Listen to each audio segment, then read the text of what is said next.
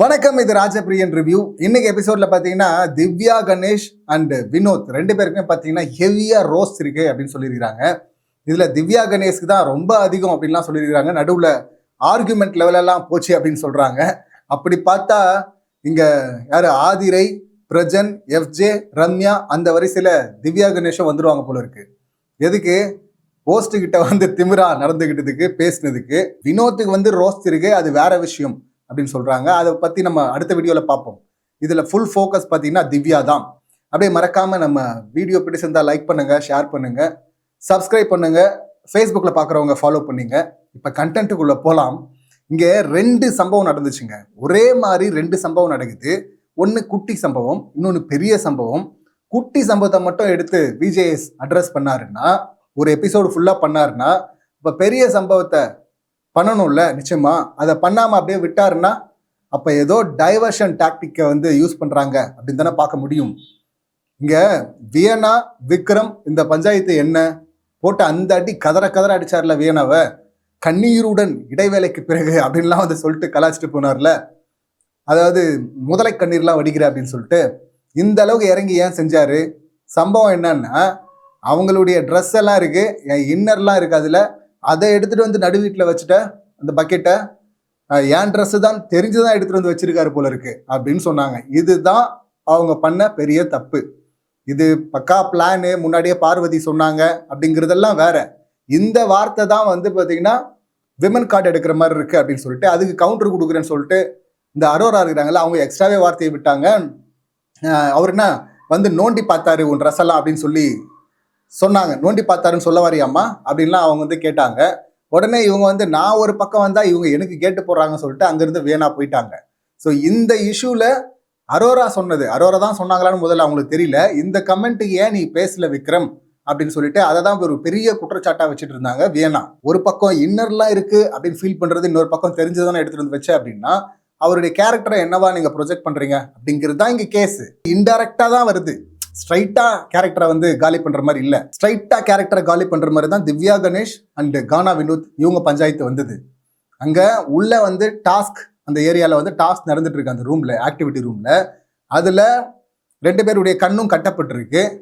இவங்க வந்து கொஞ்சம் விலகி போயிட்டாரு அந்த டேபிளை விட்டு அப்படின்னு சொல்லிட்டு சாண்ட்ரா வந்து விக்ரம் கிட்ட சொல்றாங்க. சாண்ட்ரா விக்ரம் தான் அங்க ஜட்ஜு. விக்ரம் கிட்ட சொல்லி அவரை கொஞ்சம் சென்டர் பண்ணுங்க அப்படின்னு சொல்றாங்க. விக்ரம் வந்து கானா வினோத் ஷோல்டரை பிடிச்சி அப்படியே தள்ளிட்டே வராரு இந்த பக்கம். அவர் கானா வினோத் கண் கட்டப்பட்டதுனால இப்படியே வராரு அவரு. திவ்யா ஆல்ரெடி அவங்க பொசிஷன்ல நின்று இருக்கிறாங்க. ஸோ ரெண்டு பேர் தான் அந்த டாஸ்க் விளையாட போறாங்க.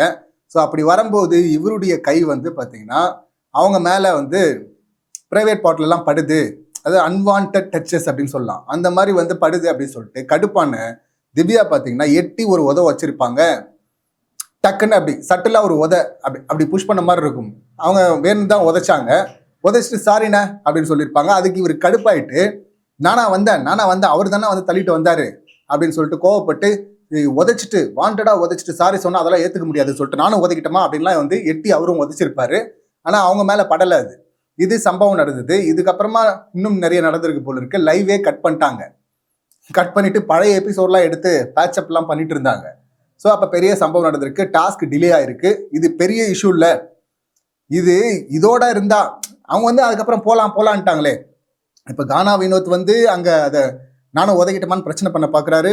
ஹவுஸ்மேட்ஸ் எல்லாம் உள்ள எதிரில தான் இருக்கிறாங்க, க்ளோஸ் ரூம் பக்கத்துல தான் இருக்கிறாங்க. இப்ப அவங்க எல்லாம் பேச வர்றதுக்கு முன்னாடி திவ்யா கணேஷ் என்ன பண்றாங்க, இதை கரெக்டா வந்தவங்க அந்த மாஸ்கை டக்குன்னு உடனே வந்து சரி ஓகே கேம் போலாம் அப்படின்னு சொல்லிட்டு திரும்ப அதை சொல்லி கேம் போலாம் அப்படின்னு விட்டுருப்பாங்க. ஏன்னா அவங்க என்ன சொல்றாங்க, நான் பிரஜன் கிட்ட அப்புறமா பேசும்போது இந்த மாதிரி ஒரு 2 முறை 3 முறை அது மாதிரி எல்லாம் பட்டுக்கிட்டே இருந்துச்சு.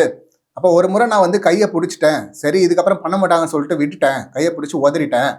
அதுக்கப்புறம் பார்த்தீங்கன்னா திரும்ப பண்ணும்போது எனக்கு கோவம் வந்துருச்சு, அதனால தான் நான் உதைச்சேன் அப்படின்னு சொல்றாங்க. இது வாண்டடா பண்ணாரு அப்படின்னு சொல்றாங்க. வாண்டடா பண்ணாரு அப்படின்ற அந்த கேஸ் அந்த இடத்துல எழுத முடியுமா கானா வினோத் மேல? கானா வினோத் மேல ரம்யாவை வந்து பின்னாடி தட்டினாரு, அரோராவை அக்குள்ள நோண்டாரு அப்படிங்கிற அந்த கேஸ் தனி கேஸ். இன்னும் வார்த்தையை விட்ட கேஸ் அதெல்லாம் அது தனியா வச்சிருவோம். இந்த இடத்துல அதை பண்ண முடியுமா? இங்கே டாஸ்க் நடந்துட்டு இருக்கு. டாஸ்க் உடைய சென்டரே இவங்க 2 பேர் தான். இங்க வந்து எல்லா கண்டஸ்டன்ஸும் உள்ளதான் இருக்கிறாங்க.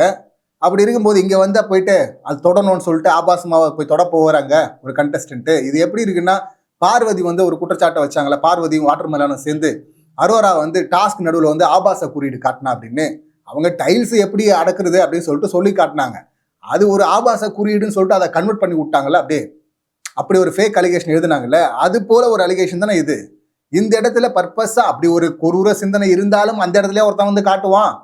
டாஸ்க் நடந்துட்டு இருக்கும்போது ஃபுல் ஃபோக்கஸ் ஆகுங்க. சென்டர் ஆஃப் ஸ்டேஜ்ல இருக்கும்போது அப்படியா பண்ணுவாங்க ஒருத்தங்க. ஸோ இது வந்து கண்ணு கழுட்டை வந்துட்டு டாஸ்க் டிலே ஆகிடக்கூடாது அப்படிங்கிறதுனால நான் அதை விட்டுட்டேன் அப்படின்னு சொல்லிட்டு அதுக்கப்புறமா பிரஜன் கிட்ட சொல்லிட்டு இருந்தாங்க திவ்யா. ஆனால் நான் என்ன நினைக்கிறேன், நான் யோசிச்சு பார்த்தா இவங்க கழுட்டை வந்துட்டு அப்புறமா ரியலைஸ் பண்ணியிருப்பாங்க போல இருக்கு. நமக்கு கண்ணு கட்டின மாதிரி தானே அவருக்கும் கண்ணு கட்டியிருக்கு. இந்த இடத்துல இதை சொல்ல முடியாது அப்படிங்கிறதுனாலையும் பின்வாங்கி இருக்கலாம்.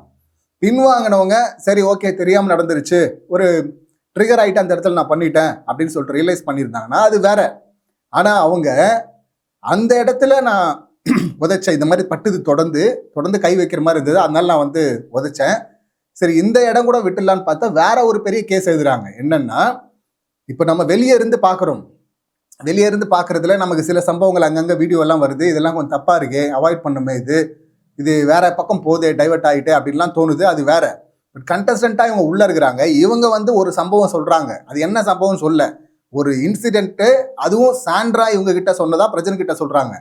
இது கானா வினோத் வந்து இந்த மாதிரி தப்பான ஆளு டைப்பு அப்படின்னு சொல்லிட்டு அவங்க சொன்னதாகவும், அதை வந்து இவங்க எனக்கும் அப்படிதான் தோணுது அப்படின்னு சொல்லிட்டு இவங்க பிரஜன் கிட்ட சொல்கிறாங்க. ஸோ இவங்க மைண்டில் ஆல்ரெடி இவர் இப்படிப்பட்டவர் தான் அப்படின்னு சொல்லிட்டு இருக்கு. இன்னொன்று, இந்த டாஸ்கில் 2 பேர் ஆட போகிறாங்க, அந்த பக்கம் கானா வினோத் வர போகிறார் ஆப்போசிட் டீமில், இந்த டீமில் இவங்க போக வேண்டியிருக்கு அப்படின்னும் போகுது.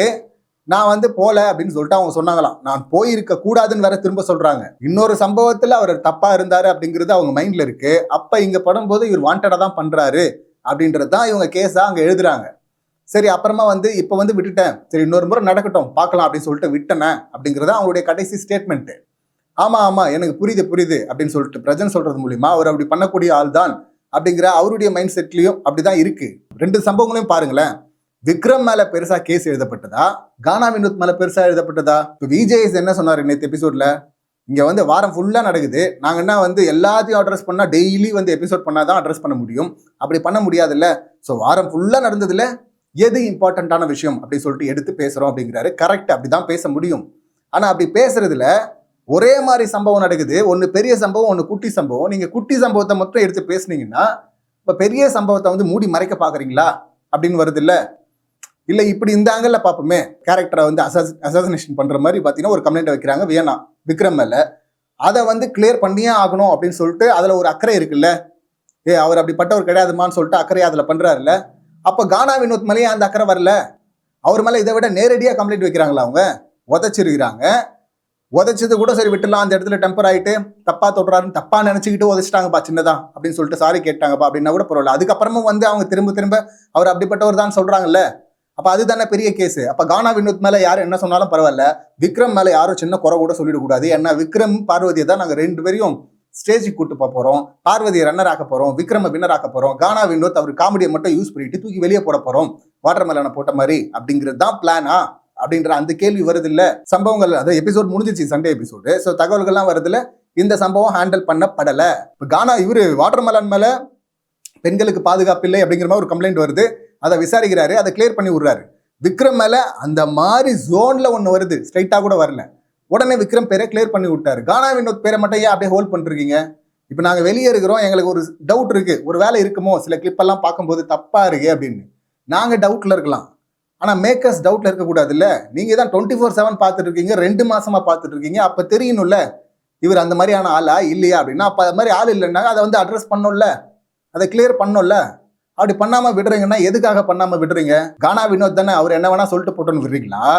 இல்லைன்னா திவ்யா கணேஷ்க்கு வந்து கெட்ட பேர் ஆகிடக்கூடாது, சீசன் 7ல் வந்து இந்த மாதிரி ஃபேக் அலிகேஷனை வச்சு பெரிய பிரச்சனையாச்சு அங்கே வச்சவங்களுக்கெல்லாம். ஸோ அந்த மாதிரி கேஸை வந்து திவ்யா கணேஷ் வாங்கிடக்கூடாது அப்படிங்கிறதுனால வேற மாதிரி திவ்யா கணேஷை அடிச்சு திவ்யா கணேஷ் மேலே மக்களுக்கு இருக்கிற கோவத்தையும் போகணும், அதே நேரத்தில் அவங்களுக்கு கெட்ட பேரும் ஆகிடக்கூடாது அப்படின்னு சொல்லிட்டு சம்மந்தம் இல்லாமல் போட்டு அடிச்சுட்டு இருக்கீங்களா? ஓடவும் முடியாது ஒளியவும் முடியாதுன்னு வாங்கல, அது கண்டஸ்டன்ட் மட்டும் இல்லை, ஹோஸ்டும் தான் சார். இன்னைக்கு தெரிஞ்சிடும் சார், நீங்களும் ஓடவும் முடியாது ஒளியவும் முடியாது சார் அப்படின்னு தான் சொல்லணும். இந்த சம்பவங்களை நீங்கள் எப்படி பார்க்குறீங்க? உங்கள் கருத்துக்கள் என்ன அப்படிங்கிறது கமெண்ட் பண்ணுங்க. மீண்டும் அடுத்த வீடியோவில் சந்திக்கலாம். நன்றி, வணக்கம்.